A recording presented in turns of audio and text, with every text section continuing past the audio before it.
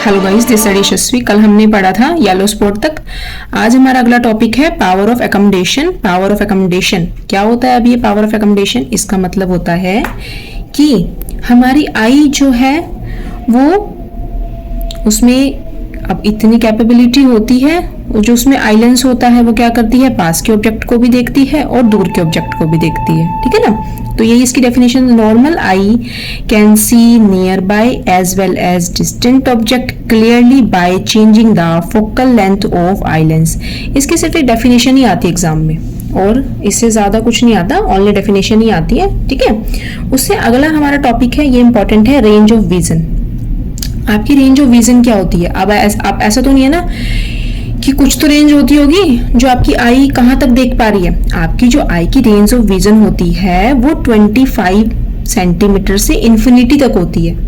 क्या मतलब है? ध्यान समझिए कि 25 सेंटीमीटर से लेकर वो इन्फिनिटी तक चीजों को देख सकती है, यानी कि उसका जो लीस्ट डिस्टेंस ऑफ विजन है, जो नियर पॉइंट है, जो पास का ऑब्जेक्ट देख सकती है, वो 25 सेंटीमीटर तक होना चाहिए, और दूर का ऑब्जेक्ट वो इन्फिनिटी तक। अब इन्फिनिटी तक आप देखो, आप दूर दूर तक कहीं भी, आप ऊपर भी देख लेते हो, आपको मतलब आपको ऊपर आसमान में भी कोई पक्षी उड़ता हुआ भी दिखता है, लेकिन जो आपका पास का ऑब्जेक्ट है वो 25 सेंटीमीटर तक ही होना चाहिए। उससे पास की चीजें आप चाहकर भी नहीं देख पाएंगे। ठीक है ना? वो आपका क्या होता है? रेंज ऑफ विजन होता है। अब इसकी डेफिनेशन है, range of vision of a normal eye is from infinity to about 25 centimetre. Infinity से 25 सेंटीमीटर तक होना चाहिए। अगर आपका रेंज ऑफ विजन 25 सेंटीमीटर और इन्फिनिटी में कुछ कम या ज्यादा है, यानी कि आपको फिर क्या होगा, फिर आपको लेंसेज लगाने पड़ेंगे। अपनी आई साइड आपकी भी कुछ ना कुछ कमी आ जाएगी कि आपको पास का नहीं दिख रहा है या आपको दूर का नहीं दिख रहा है। ठीक है ना? अब क्या है, समझ आया? यानी कि आपका लीस्ट डिस्टेंस क्या होना चाहिए, 25 सेंटीमीटर होना चाहिए, और आपका फार पॉइंट क्या होना चाहिए, वो आपका इन्फिनिटी होना चाहिए। अब परसिस्टेंस ऑफ विजन क्या होता है? परसिस्टेंस ऑफ विजन होता है कि आपने देखा होगा कि आपके रेटिना पर इमेज बनती है। ठीक है? आपके रेटिना पर इमेज बनती है, आप रेटिना पर जो इमेज बनती है, फिर आप मतलब वो आपकी आंखें देखती हैं, लेकिन वो इमेज आपके रेटिना पर 1/16 सेकेंड तक रुकी रहती है। वो क्या होती है? 1/16 सेकेंड तक रुकी रहती है। परसिस्टेंस का मतलब ही क्या होता है? रुकना। मैंने यहाँ पे मेंशन भी करा है, वो रुकी रहती है। ऐसा क्यों होता है? वो क्योंकि आपने बचपन में वो देखी होंगी, इतनी इतनी वो आती थी, छोटे बच्चों की डायरीज आती थी, उसमें एक पेज के ऊपर हाथ बना हुआ है, फिर अगले पेज के ऊपर मुंह बना हुआ है, फिर दूसरा हाथ है। हम उसे बहुत तेजी से ऐसे खोलते थे ना, तो पूरी पिक्चर बन जाती थी कार्टून की। ठीक है ना? यानी कि हमारी आई के रेटिना पर वो इमेज 1/16 सेकेंड तक रुकी रहती है। ऐसे एक बाय एक कंटिन्यूटी में चलती है, एक बाय एक कंटिन्यूटी में चलती है। इसी कारण से सिनेमा हॉल में हम मूवीज देख पाते हैं। ठीक है ना? वो बैक टू बैक सीन्स होते हैं, वो ऐसे कंटिन्यूटी में चलते हैं, और फिर हमें वो पूरा एकदम क्लियर दिखता है। और एक चीज और, अगर आपकी रेटिना पर इतने सेकंड से पहले आप कोई ऑब्जेक्ट ले आए हो सामने, तो आपकी जो आई है वो दो ऑब्जेक्ट्स में डिफरेंस नहीं कर पाएगी, अगर इतने सेकंड से पहले आप दूसरा ऑब्जेक्ट ले आए हो, दूसरी इमेज ले आए हो। समझ आया परसिस्टेंस ऑफ विजन क्या होता है? ठीक है ना? कि आपकी आई पे इतने, रेटिना पर इतने सेकंड तक किसी इमेज का रुकना, वो होता है आपका परसिस्टेंस ऑफ विजन। ये नोट में आपका एक पॉइंट लिखा हुआ है, इसको मैं आगे आपके जो डिफेक्ट्स ऑफ विजन है उसमें क्लियर करूंगी कि crystalline lens of people at old age become milky and cloudy. इस कंडीशन को कैटरेक्ट कहते हैं। देखा ना, मोतिया हो जाता है। उसमें क्या होता है, ये ज्यादातर जो दिक्कत है ये ओल्ड एज में होती है। क्या होता है कि जो आपकी आई है ना, मतलब जो आपका आई लेंस है वो क्या हो जाता है, क्रिस्टलाइन लेंस ऑफ पीपल, वो आपका मिल्की हो जाता है या फिर क्लाउडी हो जाता है। ठीक है? तो उसी कंडीशन को कैटरेक्ट कहते हैं। अगर इसको समय पर ठीक नहीं कराया, या तो आपको दिखना कम हो जाता है, या आपको क्या हो जाता है, आपको पूरा ही, आप कंप्लीटली ही ब्लाइंड हो जाते हो। समझ आया? अब इससे आगे हम पढ़ेंगे कि आपके डिफेक्ट्स ऑफ विजन कौन कौन से होते हैं।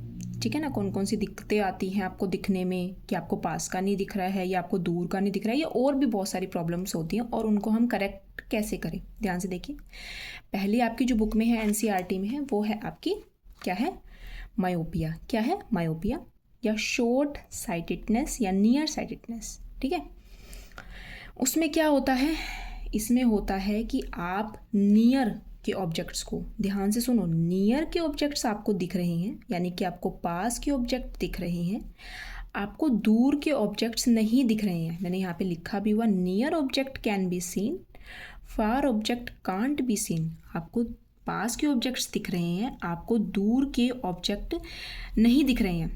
ठीक है ना, दूर के ऑब्जेक्ट नहीं दिख रहे हैं। अब दूर की आपकी क्या थी?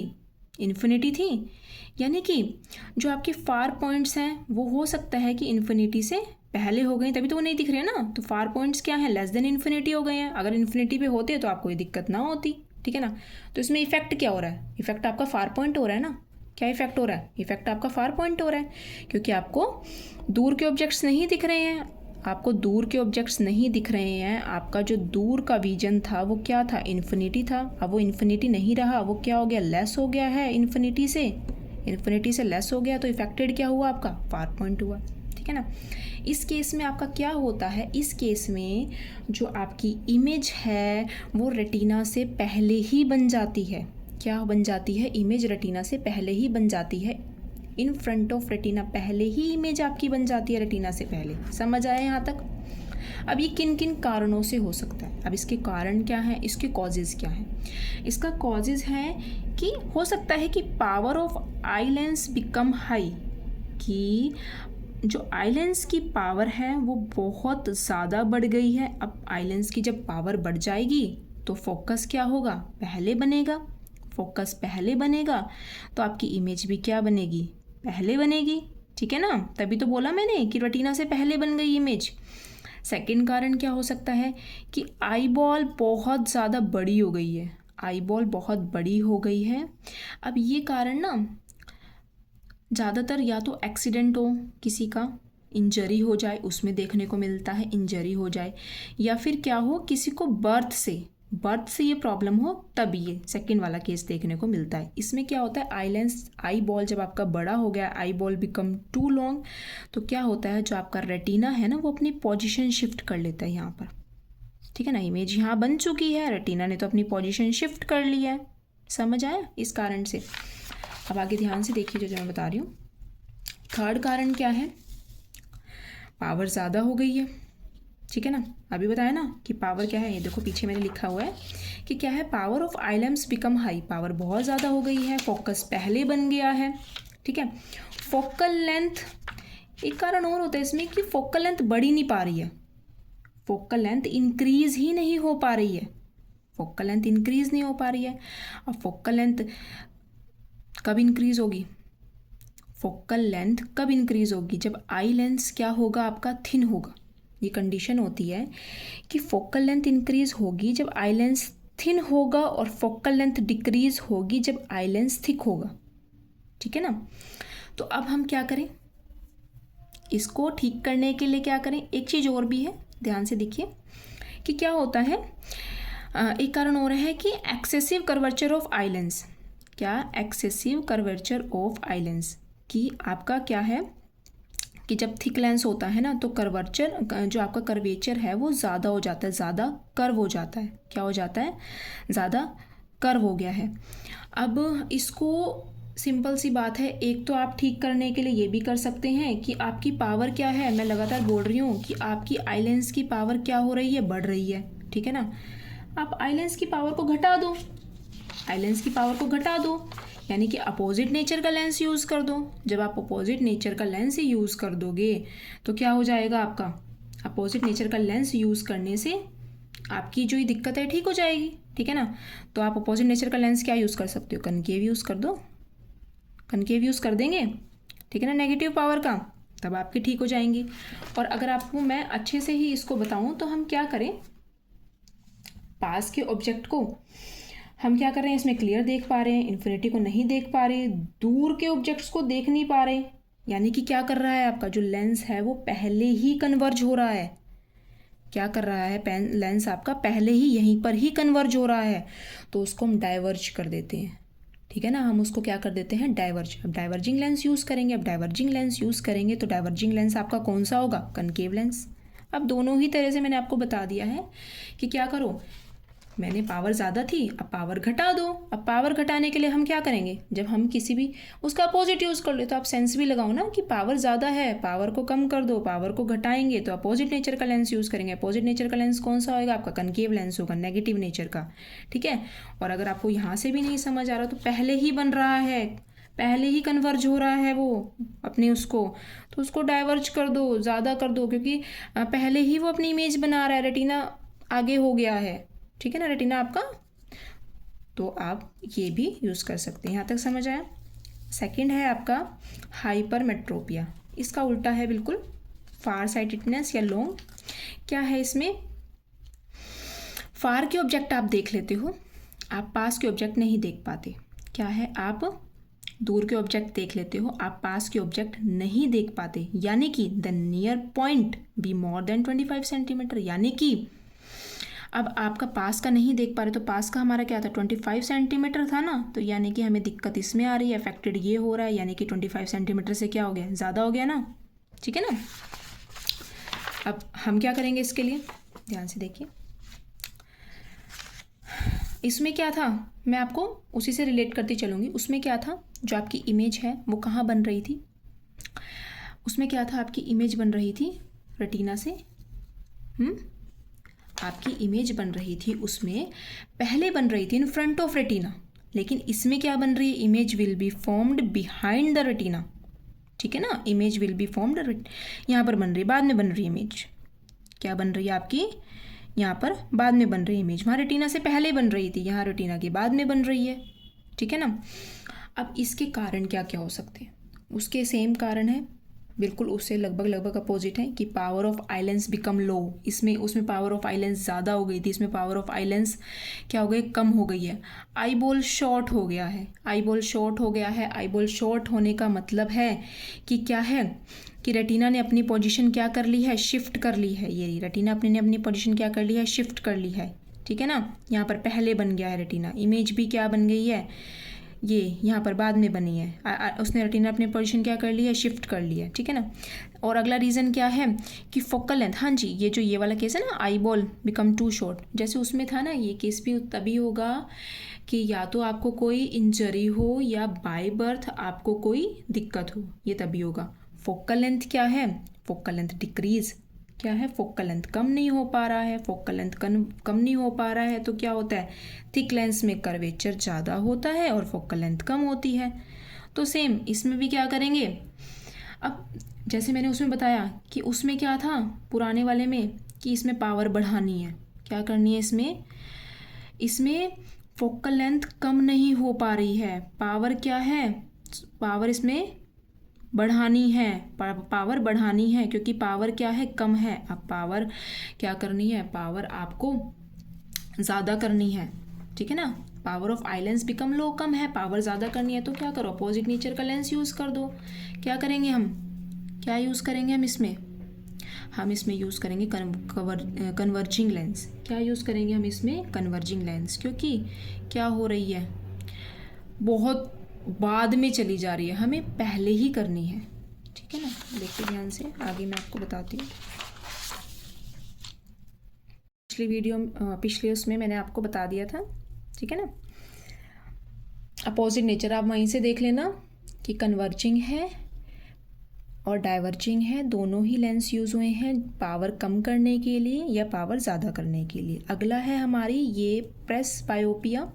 इसमें क्या होता है, इसमें होता है कि आपका ना तो पास का ऑब्जेक्ट दिख रहा है ना दूर का ऑब्जेक्ट दिख रहा है, दोनों ही नहीं दिख पा रहे हैं।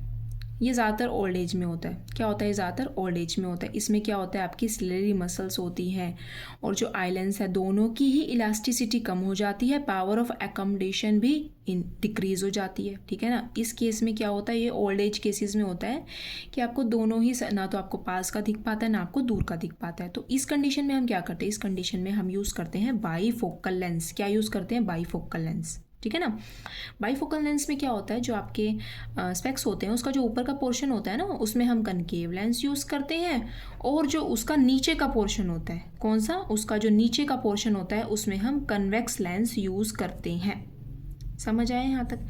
एक और है आपका एस्टिमेटिज्म, ये आपकी एनसीईआरटी में नहीं है, लेकिन मैं इसको थोड़ा सा आपको बता देती हूँ क्या होता है ये। इसमें क्या होता है, हॉरिजेंटल लाइंस आपको दिखती हैं, वर्टिकल लाइन आपको नहीं दिखती। हॉरिजॉन्टल लाइंस आपको दिखती है, वर्टिकल लाइन नहीं दिखती। मतलब कि एक प्लेन आपको दिखता है, दूसरा प्लेन क्या हो जाता है, आउट ऑफ फोकस हो जाता है। देखो इसकी डेफिनेशन देखो, in which lines in one plane of an object appear in focus, यानी कि एक तो आपको फोकस में दिख रही है, but those in another plane are out of focus, दूसरी आउट ऑफ फोकस हो गई। यानी कि आपको हॉरिजॉन्टल प्लेन तो दिख रहे हैं, ये एक प्लेन तो दिख रहा है, लेकिन जब दूसरी देखने की बारी आई तो क्या होगी, आउट ऑफ फोकस हो गई। अब ये क्यों होता है, ये इसलिए होता है इरेगुलर शेप ऑफ कॉर्निया की वजह से। क्या होता है, जो आपका कॉर्निया होती है ना, उसकी शेप बिगड़ जाती है, उसकी शेप बिगड़ जाती है, तो उसकी वजह से ये दिक्कत आती है। इसके लिए हम क्या करेक्शन करने के लिए क्या यूज़ करते हैं, हम एक सिलेंड्रिकल लेंस आता है। क्या आता है, सिलेंड्रिकल। आपने देखा किसी को बहुत मोटा चश्मा लगा रहता है, एक्स्ट्रा थिक चश्मा, उस केस में हम ये यूज़ करते हैं। ठीक है, यहाँ तक क्लियर हुआ। क्या होते हैं, हम उस केस में ये यूज़ करते हैं। अगला जो आपका पॉइंट है वो है आपका कैटरैक्ट। मैंने आपको पीछे भी नोट में एक चीज़ दिखाई थी कि आपका आई लेंस जो है, आपका आई लेंस बिकम मिल्की और क्लाउडी। आई लेंस जो है आपका क्या हो जाता है, आई लेंस आपका मिल्की और क्लाउडी हो जाता है। मिल्की और क्लाउडी होने से आपको क्या है, आपको दिखने में प्रॉब्लम होती है। ठीक है ना, आपको दिखने में प्रॉब्लम होती है, या तो आपको पार्शियली मतलब कुछ दिखता है, या कुछ टाइम बाद आपको दिखना बंद ही हो जाता है। तो सर्जरी की हेल्प से ओपेक लेंस को हम रिमूव कर देते हैं। ठीक है ना, उस पर्सन की आई से ओपेक लेंस को हम रिमूव कर देते हैं, और एक उसी की जगह न्यू आर्टिफिशियल लेंस उसी ही जगह पर हम इंसर्ट कर देते हैं, लगा देते हैं। ये होता है कैटरैक्ट। यहाँ तक आपको क्लियर हुआ। हो सकता है कि आपको मायोपिया जो मैंने आपको पढ़ाया है डिफेक्ट्स ऑफ विजन में, ठीक है ना, या हाइपर मायोपिया में अगर आपको दिक्कत है कुछ भी, तो आप एक बार मेरे को कमेंट सेक्शन में मेंशन कर देना, मैं वो चीज़ें दोबारा क्लियर कर दूँगी। Thank you.